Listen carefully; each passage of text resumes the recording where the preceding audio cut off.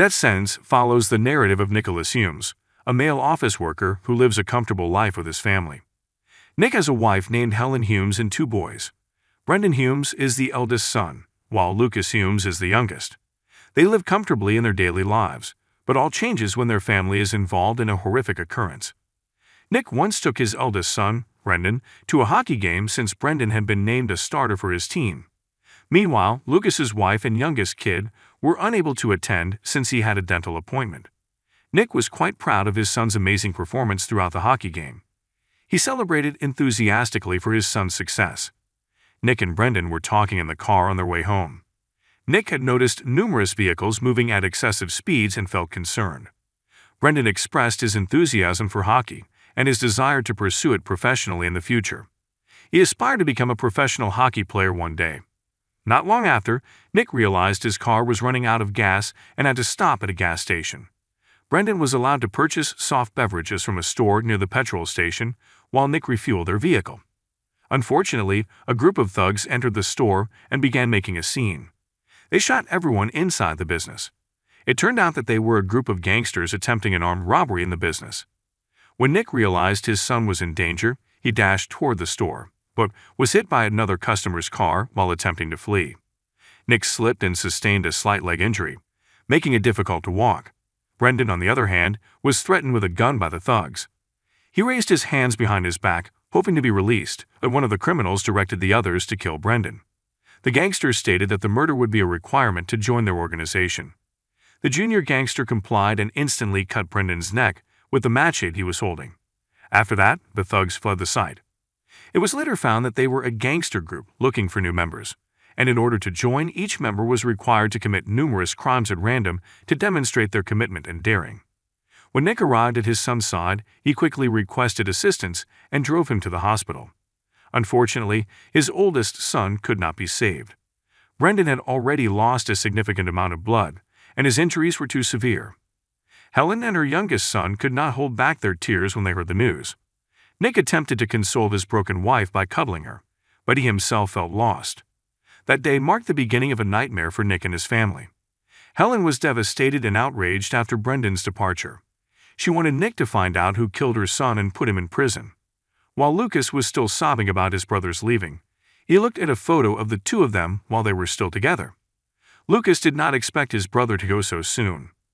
The day after Nick's son's funeral, police detained 5 young people accused of being engaged in the armed robbery and murder at the convenience store the previous day. Nick quickly identified one of the 5 suspects. Joe Darley, the new junior member of the territory's criminal organization, was the suspect in his son's murder while he was still underage. Following a thorough investigation, the police discovered that the robbery and murder at the convenience store the other day were part of a gangster group's recruitment campaign. Knowing this, Nick was furious since his son had to be the victim of horrible crimes perpetrated solely to appease the criminal suspects. On the day of the trial, Nick became the major witness to his son's robbery and murder, but he curiously refused to deliver his statement, allowing the suspect to go free. Nick's lawyers and judges were taken aback by the statement, and they questioned whether Nick had truly refused to testify. They indicated unequivocally that he refused to testify, wearing an angry expression full of animosity for the suspect in his son's death. After releasing him, Nick secretly studied Joe Darley's daily routine and his interactions with other gangsters. Nick watched Joe being congratulated by another mafia associate, Billy Darley, who happened to be his elder brother. Nick was repulsed by the gangsters, who took pride in their atrocities. Nick declined to testify in court because he intended to punish Joe Darley personally. The sentence that underage Joe Darley would face in court would be disproportionate to his son's death. Nick intended to assassinate Joe Darley in retaliation for his son's death. He also fetched a knife from his storage closet and approached the young man. When Nick arrived at the gangster's house, he was unsure what he would do, but he carried out his plan by killing Joe Darley.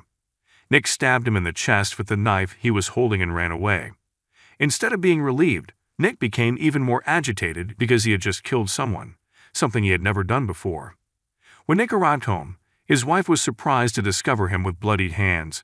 Nick quickly took a shower to cleanse himself. He started crying again because he couldn't do anything to bring his son back. Nick believed he would never see his son again, no matter what he did. Helen, seeing her husband in distress, calmed him down. The scene shifts to Billy Darley, the boss of the mafia group, receiving word from his criminal associate Body that Joe has been slain. When Billy heard the news, he recognized who had killed his brother, Nick, the father of Joe's murder victim. The next day, Billy orders his partner Pico to assassinate Nick. Nick, who was walking home from work, saw that someone was following him from behind. When Body attacks with his gun, Nick quickly disarms him and hits him with a briefcase. Nick then ran as fast as he could to save his life, but the mobster continued to pursue him to the car park on the building's top. Nick fought the mobster in the car and managed to get away. Tommy died in the building as a result of the conflict after becoming trapped in a fast-moving automobile. Billy and his group failed to murder Nick. Billy still intended to exact revenge for his younger brother's death.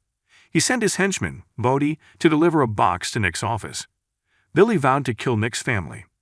When Nick received a parcel containing scrawled images of his family, he quickly called the police and returned home. Nick didn't anticipate his problems to be this severe. Nick worried and requested that the police secure his home and family for 24 hours. However, because the criminal group outnumbered the police officers on duty that night, all of them were killed. Billy and his goons were successful in breaking into Nick's residence. They instantly looked for Nick and his family. That night, Nick had to witness his wife and son's murders.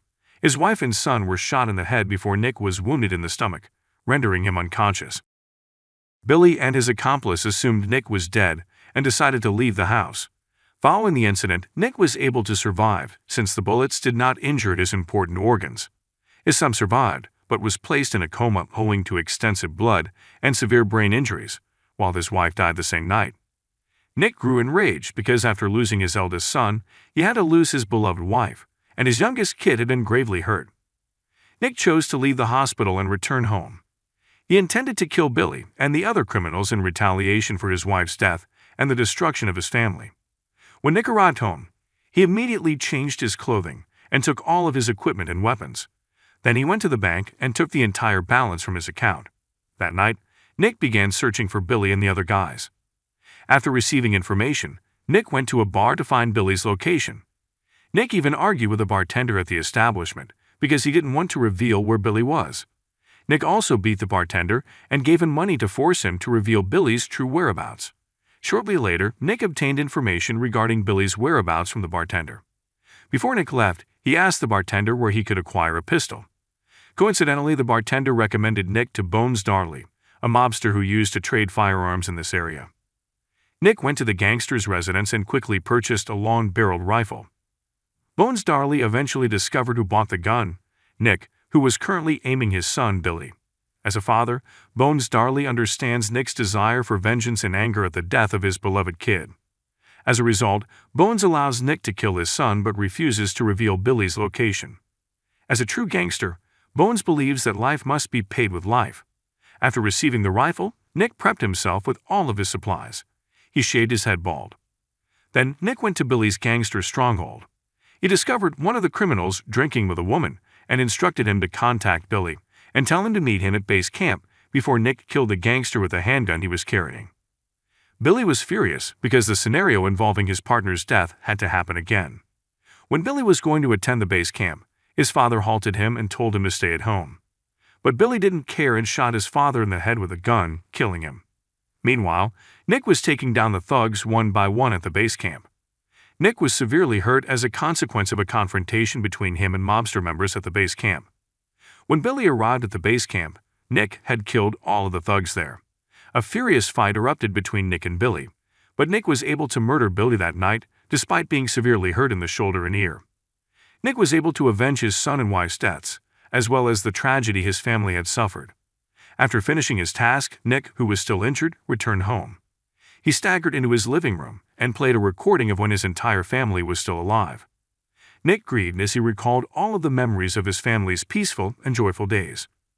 This film teaches us that a good father will go to any length to ensure his family's happiness and safeguard their integrity. When others hurt and ruin his family, a good father can transform into a monster.